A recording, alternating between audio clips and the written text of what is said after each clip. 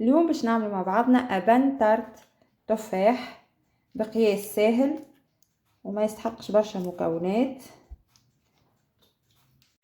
أول حاجة هي الياغورتا ناتور، وهي اللي باش نقيسو بها باقي المكونات الكل.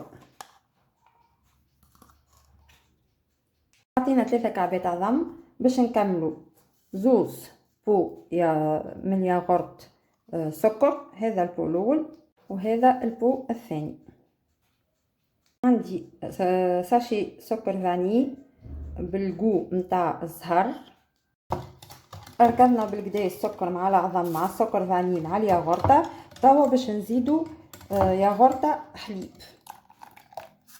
نكملو شطر ياغورتا زيت،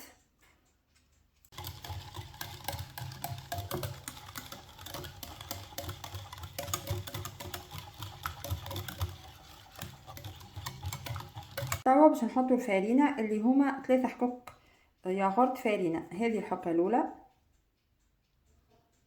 نكملو الحكة الثانية والحكة الثالثة، وتوا باش نحطو ساشي الخميرة. هذه ساشي الخميرة.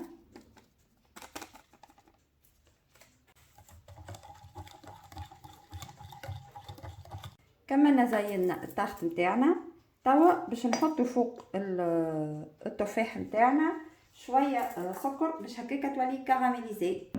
لهنا التارت نتاعنا طابت على 180 درجه مده نص ساعه، وتوا باش نقصها معاكم بتشوفوها كيفاش تجي.